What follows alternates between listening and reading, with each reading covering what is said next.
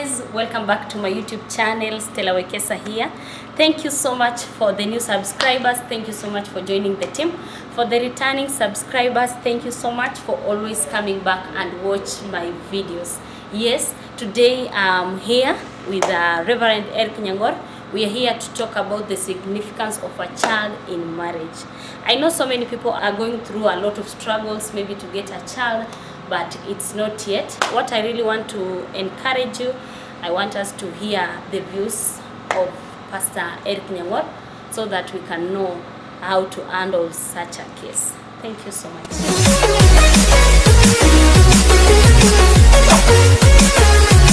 Thank you, Rev Erick Nyang'or. Thank you, Stella, for welcoming me to the studio. You're welcome. For us to speak about the significance of a child in marriage. Mm-hmm. And earlier on we had shared something about the significance of a child in marriage. Mm-hmm. And we had said, number one, Mm-hmm. that a child Mm-hmm. signifies a continuity of a generation. Yeah. Without children, Mm-hmm. there is no the second or third generation, Mm-hmm. because by having children, Mm-hmm. it means that the generation will continue to be there. Mm-hmm. But if two people come together for marriage, Mm-hmm. and then they happen to do not have children, Mm-hmm. we will find out that there will be commotion in that family. Yeah. Between the husband and the wife. Mm-hmm. And also, unaweza kuangalia the extended family. Yeah. You'll find out that maybe the mother-in-law, Mm-hmm. the father-in-law, Mm-hmm. they'll be expecting this married to have children. Mm-hmm. But hawatakuwa nao kwa sababu kama wana, itaonekana kwamba jamii haielewani. Mm-hmm. Jamii ina msukosuko. Mm-hmm. Lakini jamii ambayo iko na watoto utasikia kwamba jamii ama ndoa hiyo imebarikiwa. Mm-hmm. Kwa hivyo tunapokuwa na watoto, ina signify the continuity of a generation. Mm-hmm. Una uhakika ya kwamba your generation is not lost. Mm-hmm. Ya kwamba itapatikana na ukoo itaendelea, kizazi kitaendelea. Lakini kama hauna watoto, inamaanisha kwamba kizazi kimefika kikomo. Mm-hmm. And you see, in our society of today, when someone dies without getting a child, especially in Africa, when one dies without having a child, Mm-hmm. unasikia hata burial yake itakuwa mbaya. Yeah. Anaenda kuzikwa kule kwa kona kwa sababu ya kwamba hakuwa na generation. Mm-hmm. Na asije akaleta ile laana. Mm-hmm. Ya kwamba yeye anatambuliwa kama mtu ambaye amelaaniwa. Mm-hmm. The cast. Kwa hivyo unakuta hata kama ni kuzikwa na ziko pembeni mwa shamba, ya kwamba ni mtu asiyefaa. Kwa hivyo inamaanisha kwamba without children in our current society, inamaanisha kwamba now you are an outskirt. Me think Pasi, at least when you enter into marriage, Yes. you have that desire of getting children, eh? But maybe you are trying, some people are just trying, they are not getting the children, Yes. maybe because of conditions, and they are really struggling. Eh? Yes. So you find this extended family, Yes. the mother-in-laws and the in-laws. Yes. They come with more pressure, Yeah. but they don't know what you're going through. Yes. Yeah. Yeah.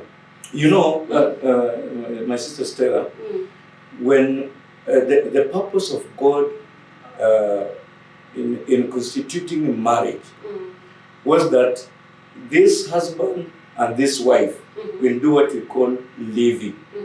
They will leave their parents and begin a lifestyle of their own. And also the aspect of marriage was to cleave. They were to cleave together, to stay together, to have a union in marriage. And you see, children are a secondary thing in marriage. With God, He said, go and multiply. It doesn't mean that when two people come into marriage, when children are not in that marriage, it means that marriage now, it is not godly. No. Any marriage, whichever be it that you have children or you don't have children, it means that God intended for that marriage to be blessed, that marriage to prosper. Not that you must have children for you to be blessed. No, you may be there two of you, but you don't get children. Yeah, and you can also have maybe children. You are still in the purpose of God. You can adopt them. Yes. Yeah. You can just adopt children, and by doing that, you'll be servicing. You'll be doing service to humanity. Yes. Okay. So many people out there, they are thinking that it's the end. Yes. Without children, it's the end. And I found this lady who was telling me that I'm going through a lot. Yes. I'm living in an estate, and people are asking me, "Where is your baby? Where is your baby?" In our African society, children live. They act as a legacy. You are leaving a legacy. You know, when someone dies, you will not hear that he left behind some vehicles and lands. And no. How many children are you leaving behind? So children act as a legacy. They're a legacy to your life. So whenever they're there, they act as a legacy. So when people are asking you, where are your children? How many children do you have? In short, they're just asking, what legacy are you leaving behind? Yes. Do men also get pressure like ladies? You know, in most cases, you found ladies getting more pressure. Why not having kids? I'm asking Percy if men also get that pressure. You know, it's a lot of. Yes. You know, men also, they get pressure, and they get it more than ladies, because a lady will just shift from this marriage and go. But with men or a man, you will have to stay there. You'll get the pressure to get children.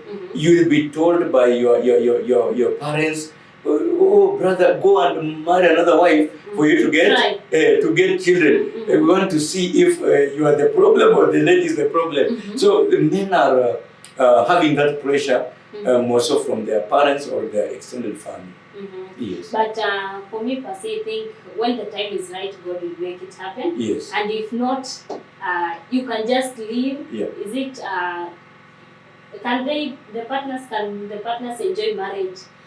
Maybe if they come together, agree, even if you get the baby or not, we can still continue on. Even when pressure comes, we just assume. In fact, the purpose of God in creating marriage was that they should happily live together.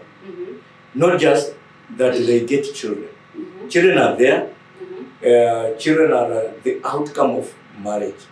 But whenever the children are not there, it means that now as a husband and a wife, you have to live together. As the way the Lord has promised in His word, that two are joined together, no third person to put asunder. So you live together happily. In fact, Stella, if you go to visit a marriage that they don't have children, you'll find out that somehow they are not happy, because somehow children bring happiness, they bring joy in the family. But the greatest joy is that coming together and forming a union, forming a marriage. Not necessarily you have children. Yes. It's not necessary, yes. But which means you can still go on. You can still live together as a husband and wife without children. Okay, these people who are there just they don't know what maybe the partners are going through. These people, I want you to maybe to advise them. These people who are there to pressure, to give some other partners pressure, to give them pressure, get a baby. Maybe they are not yet ready, they know their struggle. I don't know these people, what can you tell them? I can tell them that let the two decide on their own. They should not enter into other people's marriages to break them because of children. Yes, children are there by the plans of God.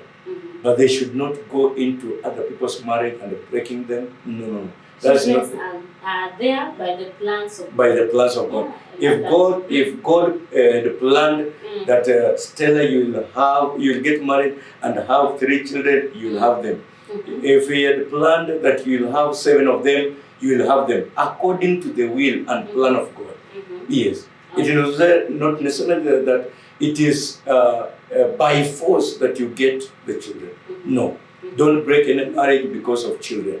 Yes. Okay, the advice also to the youths. Yeah. Yeah. My advice to the youth is that when they want to get into marriage, they should not fix their mind. They just fix their mind that when I'm going to marry, I need to have 4 children, I need to have 7 of them. No, don't have that fixed mind. Go into marriage believing that it is an institution that was put forth by God. It is an ordained institution. So when you're going there because it is God who planned for it. And then let the outcome be children. It is not necessary but that it is a must you have children. Let the outcome be children. And when they come by the plans of God, then the family is happy.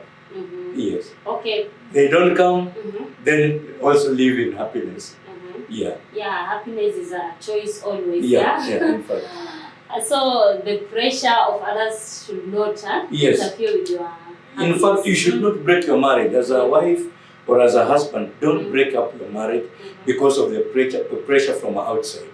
Let the pressure be there, yes, because it won't cease soon. But live as a husband, live as a wife, despite of the pressure. Just know that you are married. And if children will come, then well and good. I think also you can, maybe they can find a way of maybe getting a baby, adopting a baby if they are not. Yeah, I support that. Yeah. I support that because there are so many children outside there who doesn't have parents. So they can be adopted to this family, the family which doesn't have children. And it will be a service to God, and it will be of great importance to the lives of those that they don't have parents. Okay. Yes. Before we wind up, Percy. Yes. Okay, last word for last word that you can tell the couples who are in marriage and they're struggling maybe to get a baby. Especially you can advise men because you're a man. I don't know maybe if you can know the struggles of ladies, but advise men who are just there in marriage struggling to get babies. Yes. Yeah, I know there's a lot of pressure. Yeah. So what advice can you give to them before we wind up? What I will tell them is that they should not leave their marriage. Let them stay in that marriage as men. Let them pray for the will of God. You know, with God, He is never late. Even if it takes 10 years for you to get a child, you will get a child as per the plan of God. But don't break that marriage because of a child. Yes. But, Percy, someone told me for the men, they give up very fast. They go and look for other. Maybe if you're married, you go outside, you look for another lady to try and see if you are the one who is. Oh, is that right? Yes. You know, here we have 2 types of men. We have this man who believes and trusts in God. And we have this man who doesn't know God. This man who doesn't know God is the one who will go outside to look for another wife for him to have children with her. But with a good man of God, just wait for the right time of God. Do not break any marriage. Do not go outside the marriage, out of the marriage wedlock, because of such of children. If God had planned that you'll have them in that marriage, you will. Even if it takes 11 years, it takes 17 years, when the Lord had planned, He's already in that plan. Just wait, pray, and the Lord will do it. Yes. It's good to wait upon the Lord. Okay, thank you so much, guys, for watching. I really appreciate. I want to thank Pastor for sharing his views on the significance of a child in marriage. I know it's not the end. For those who are struggling to get a baby, it's not the end. I know the time, when the time is right, God will make it happen for you. Thank you. You can keep on sharing my videos and God will bless you. Bye bye. Next time.